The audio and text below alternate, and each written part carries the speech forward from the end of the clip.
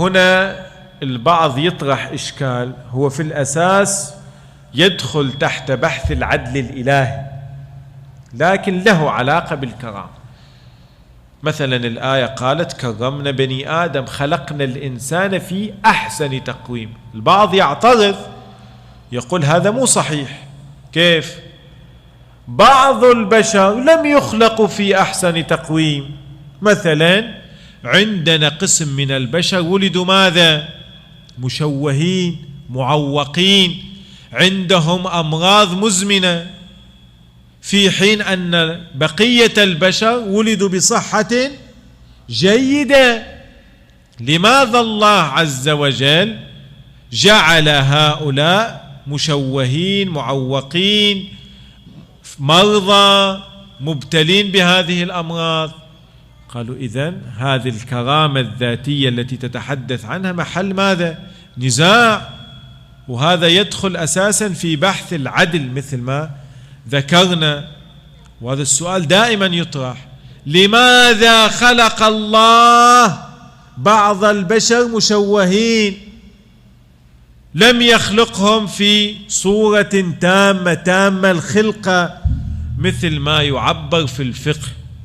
وبعض الملحدين اتخذ من هذه القضية ممسك على الدين، يقول لا، هذا الإله مو عادل، لو كان عادل ما ذنب هذا الصغير حتى يولد ماذا؟ معوقا، يولد مشوه.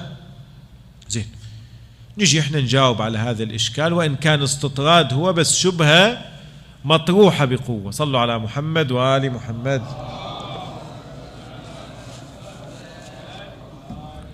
أولا لا بد أن نحلل قضية العدل. شنو العدل؟ العدل يعرف بأنه إعطاء كل ذي حق حقه.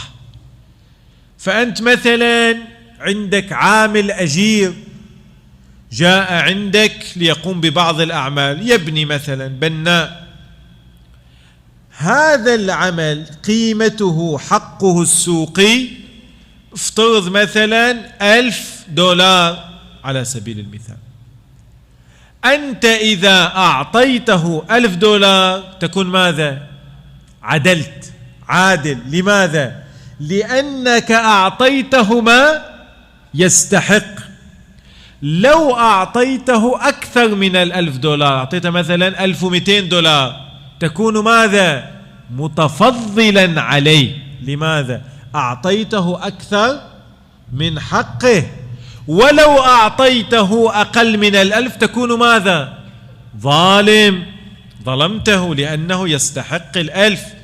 فعندنا ظلم وعندنا عدل وعندنا فضل. لذلك احنا في بعض الأدعية ندعو الله أن يعاملنا بفضله لا بعدله.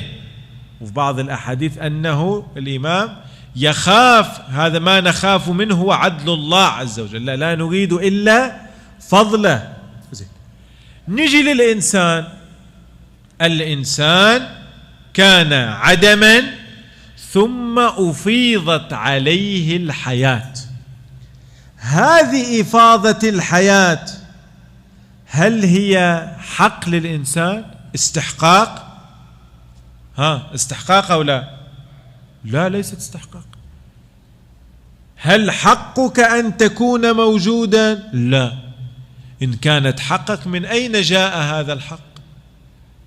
مثل ما قلنا ذاك العدل يعني أن يكون فعلا هو مستحق هذا الشيء وتعطيه حق. أنت أساسا عدم، الله أخرجك من كتم العدم إلى نور الوجود، فكيف تكون تستحق هذا الإيجاد وأنت عدم أساسا؟ فإذا أنت غير مستحق. إذا غير مستحق، إفاضة الوجود عليك هي ماذا؟ تفضل من الله عز وجل.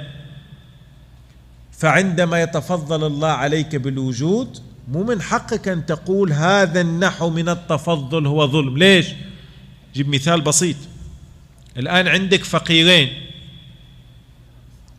جنب بعض، وانت صاحب مال، تصدقت على الأول $10 وتصدقت على الثاني $100، هل الذي أعطيته 10 من حقه أن يعترض؟ لا، المال ماذا؟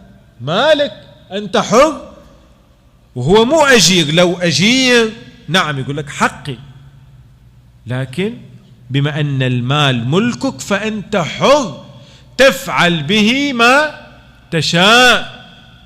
هذه قضية تنقل، هي أدبية لكن تشير إلى هذا المعنى. في يوم من الأيام سيف الدولة الحمداني كان في مجلسه وكان عنده الشعراء، فطبعا علماء الشعراء، فجاب بيت من الشعر يخاطب به الله عز وجل. قال: هذا بدني تعله، دمي لما تحله؟ قال: أنت يا رب أوجدتني، زين تريد أن تبتليني؟ نعم ابتليني في بدني، لكن أن تسلب عني حق الحياة ليش؟ بما أنك أوجدتني خلاص خلني أعيش بعد، ليش تسلب مني هذا الشيء الذي أعطيتني؟ ما يصير، أنت كريم، أعطيتني الحياة فاتركها عندي، دمي لما تحله؟ قال: من يرد؟ من يرد على هذا الإشكال؟ وقف أبو فراس الحمداني قال: لئن كنت مالكا، يعني إذا أنا فعلا مالك فالأمر لك كله. أنت حتى هذا البدن تملك؟ لا، هو أعطاك الحياة، لكن تملكها الحياة؟ ما تملك. لئن كنت مالكا فلي الأمر كله. نفس القضية. الله عز وجل عندما يفيض الحياة على الإنسان غير مستحق، هذا تفضل. فلو أعطى لهذا الإنسان شيء ولم يعطي لهذا الإنسان نفس الشيء، ليس من حق الثاني أن يعترض، لأن القضية قضية ماذا؟ هي تفضل، هذا فضل من الله. وهذه القضية التي لابد أن يفهمها الإنسان في الحياة. الإنسان لما يبتلى يبدأ يتوجه: يا رب أنا سويت، هذه هينة. يا رب ليش تسوي هذا الشيء؟ لماذا تصنع بي هذا؟ هذه مشكلة. لك الأمر كله.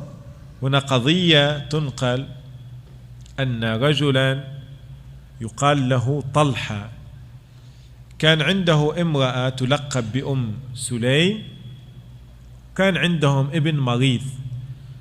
هذا الابن توفي، وكان هذا طلحة بعيد جدا، قضية لطيفة. فلما علمت هذه المرأة بأن زوجها سيقبل، أخذت الابن الصغير لفته في قطعة قماش وأخفته في حجرة، ومنعت كل أهل البيت أهل الدار أن يخبروا طلحة بهذا الأمر. دخل وجد مثل ما نقول الغداء جاهز، تغدى، المرأة موجودة بحالة طبيعية، أكل، نام. الصباح صحى يسأل: وين الولد؟ قالت: هو مستريح. لما شافت أنه ارتاح من السفر، من أعباء السفر، سألته هذا السؤال، قالت: لو أن أحدا استودعنا أمانة ثم استرجعها أكنت تغضب لذلك؟ قال: لا، الله ورسوله أمران بحفظ الأمانة وبإرجاعها عند الطلب. قالت: فإن ابننا الذي هو أمانة قد استرجعه الله عز وجل. ماذا قال؟ قال: تبارك الله الذي أعطاني أم سليم. شوف كيف خبر موت كيف طرحته عليه. فعلا ذهب للنبي صلى الله عليه وآله وأخبره بما فعلت هذه المرأة فدعا لهما. احنا كل الحياة نحتاج نفهمها بهذه الصورة. لا الأموال نملكها حقيقة، ولا الصحة نملكها، ولا أبداننا وأرواحنا نملكها.